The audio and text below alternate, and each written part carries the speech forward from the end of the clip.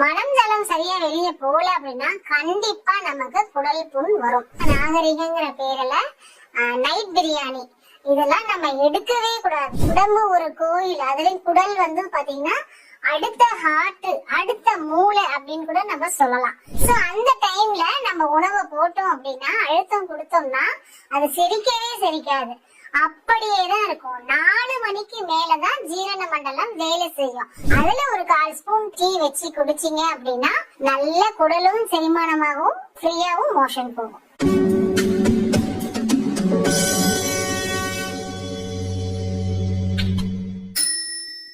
வணக்கம் நேயர்களே, இன்னைக்கு பாத்தீங்கன்னா முக்கியமான விஷயம் மலம் ஜலம் பிரியறத பத்தி தான் பார்க்க போறோம். அதாவது நிறைய பேருக்கு பாத்தீங்கன்னா ரெகுலரா மோஷன் போகுதான்னு பார்த்தா ஒரு சிலருக்கு ஒரு நாளைக்கு ஒரு தடவை போகும், ஒரு சிலருக்கு 2 நாளைக்கு ஒரு தடவை போகும், ஒரு சிலருக்கு 3 நாளைக்கு ஒரு தடவை போகும். இந்த மாதிரி மலம் சார்ந்த பிரச்சனைகள் நிறைய எல்லாருக்கும் இருக்கு.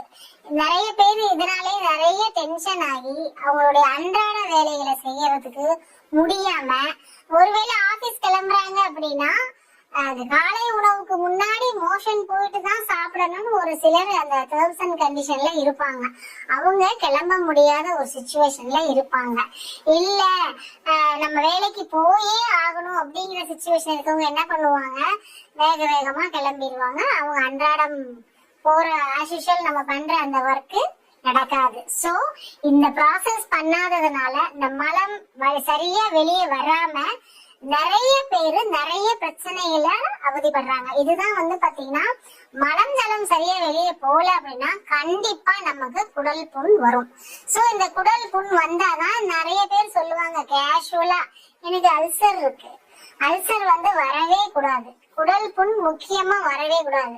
உடம்பு ஒரு கோயில், அதுலயும் குடல் பாத்தீங்கன்னா அடுத்த ஹார்ட், அடுத்த மூளை அப்படின்னு கூட நம்ம சொல்லலாம். சோ இந்த குடல் சுத்தம் பண்ணி மலம் ஜலம வெளியே கொண்டு வரத இயற்கை முறையில பண்ணலாங்கிறத பார்க்கலாம். இப்ப பாத்தீங்கன்னா நம்ம சாப்பிடுற சாப்பாடு தான் நம்மள செரிமான குழலுக்கு அழைத்து சென்று சத்துக்களை தனியாவும் கழிவுகளை தனியாவும் பிரிச்சு நம்ம மலக்குடலுக்கு அனுப்புது.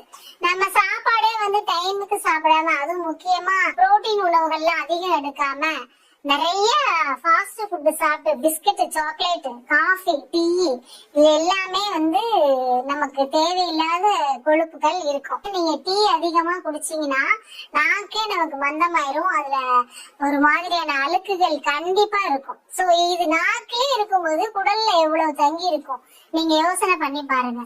சோ தினமும் நம்ம குடல் சுத்தமாகும்னா நமக்கு அன்றாடம் செரிக்கக்கூடிய, அதாவது காய்கறிகள் நிச்சயமா நிறைய எடுக்கணும். அதே மாதிரியே இரவு 8 மணிக்குள்ள ஓரளவுக்கு உங்களுடைய சாப்பாடு டின்னரை முடிச்சுக்க பாருங்க. அதுல நைட்ல தயிர் சாப்பிட வேண்டாம், பால் சாப்பிட வேண்டாம், அதிகமான கார உணவுகளை எடுத்துக்க வேண்டாம். ஏன்னா அது நமக்கு செரிக்காதுன்னு சொல்றாங்க. 11 மணிக்கு மேல உணவு எடுக்கவே எடுக்காதீங்கன்னு சொல்றாங்க. ஐடில இருக்கவங்க எல்லாம் பாவம் என்ன பண்ணுவாங்க, அவங்க டைம் வேரியேஷன்ல தான் அவங்க சாப்பிடுவாங்க. நிறைய இடங்கள்ல பாத்தீங்கன்னா விடியற் காலையில 3 மணிக்கு எல்லாம் சாப்பிட்டு நான் பாத்திருக்கேன். அதுவும் சென்னையில பாத்தீங்கன்னா நாகரிகங்கிற பேர்ல நைட் பிரியாணி இதெல்லாம் நம்ம எடுக்கவே கூடாது. என்ன காரணம்னு பாத்தீங்கன்னா நம்ம அந்த டைம்ல 11 மணில இருந்து 4 மணி வரைக்கும் நம்ம குடல் ரெஸ்ட் எடுக்குமா. சோ அந்த டைம்ல நம்ம உணவை போட்டோம் அப்படின்னா, அழுத்தம் கொடுத்தோம்னா அது செரிக்கவே செரிக்காது, அப்படியேதான் இருக்கும். 4 மணிக்கு மேலதான் ஜீரண மண்டலம் வேலை செய்யும். அப்ப நம்ம எப்படி அன்றாடம் நம்ம அடுத்த நாள் ஃப்ரீயா மோஷன் போகும், அடுத்த நாள் நம்மளுடைய ஒர்க்கை எப்படி செய்ய முடியும். சோ கூடுமான வரைக்கும் 11 மணிக்கு மேல உங்க ஃபுட்டை எடுக்காதீங்க. 10 மணிக்குள்ள தூங்க போங்கன்னு சொல்றோம். 8 மணிக்குள்ள சாப்பிட்டுருங்க. நீங்க தூங்க போகும்போது கொஞ்சம் வயிறு எம்டி ஸ்டமக்ல இருந்தா நல்லது. ஒருவேளை பசிக்குது அப்படின்னா தண்ணி குடிச்சுக்கலாம். தண்ணி குடிச்சா ரொம்ப நமக்கு காலையில எந்திரிச்சோடனே ஃப்ரீயா மோஷன் போகும். அதே மாதிரி காலையில எந்திரிச்சோடனே சுடு தண்ணி குடிங்க.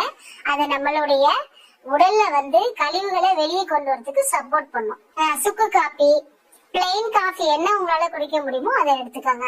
வீட்லயே வர கொத்தமல்லியை நல்லா வறுத்து சுக்கு கொஞ்சம் போட்டு இடிச்சு நீங்க வச்சுக்கோங்க.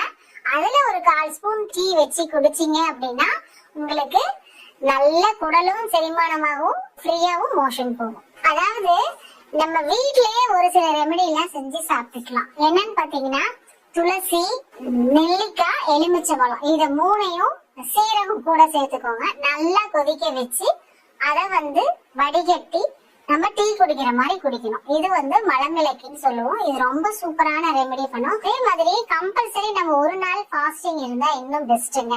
முன்னையெல்லாம் பாத்தீங்கன்னா சஷ்டிக்கு விரதம் இருப்போம், கிருத்திகைக்கு விரதம் இருப்போம், பிரதோஷத்துக்கு விரதம் இருப்போம், அமாவாசைக்கு விரதம் இருப்போம். இப்ப எந்த விரதமுமே நம்ம இருக்கிறதுல அதுக்கு டைமும் இல்ல.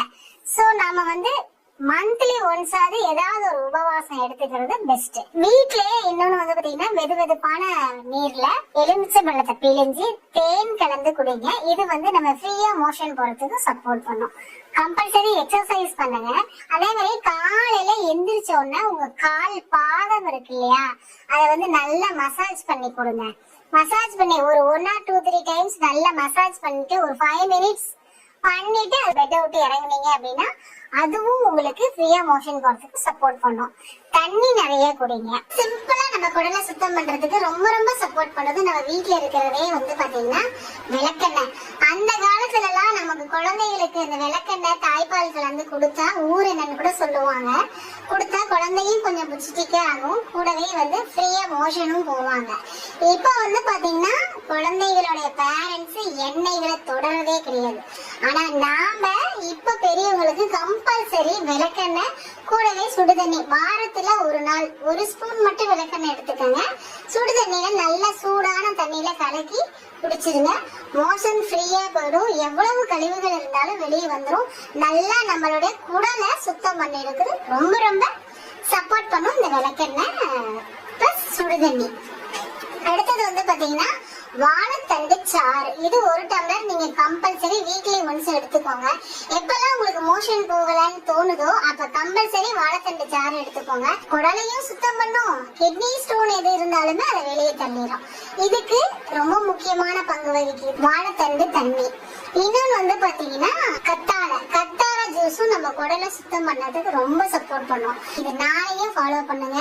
அடுத்தது பாத்தீங்கன்னா முத்திரை ரொம்ப ரொம்ப முக்கியம். ஏற்கனவே நான் உங்களுக்கு இந்த முத்திரை சொல்லியிருப்பேன். இந்த 2 விரலுக்கு நடுவுல இங்க அமுத்துனா நமக்கு தலைவலி சரியாகணும். 1 இன்ச் நகர்த்தி கொஞ்சம் இங்க இந்த ஆள்காட்டி விரலுக்கு கீழே கொஞ்சம் பிரஷர் இருக்கும். இத இப்படி பிரஷர் பண்ணி எடுத்தீங்கன்னா இது நமக்கு ஃப்ரீயா மோஷன் போறதுக்கு சப்போர்ட் பண்ணும். எல்லா முத்திரையுமே 1 நிமிஷம் பண்ணுங்க போதும். தினமும் 3 லிட்டர் தண்ணிக்கு மேல நாம குடிக்கணும். பச்சை காய்கறி உணவுகள் எடுத்துக்கணும். வீட்டுல சமைச்ச உணவை சாப்பிடணும். 8 மணிக்கு மேல சாப்பிடவே கூடாது. 8 மணிக்குள்ள கூடுமான வரைக்கும் சாப்பிட்டு முடிச்சிருங்க.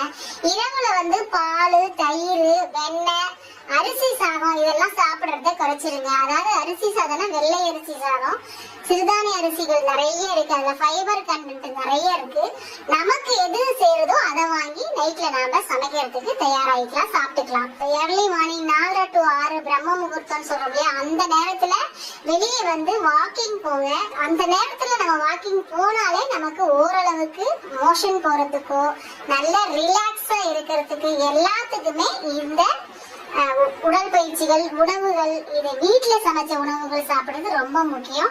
ஏதாவது உடம்பு சரியில்லை உடனே மாத்திரை, மெடிக்கல்ல போயிட்டு டாக்டர் கன்சல்ட் பண்ணாமலே மாத்திரை வாங்கி சாப்பிடாதீங்க. அது தற்காலிக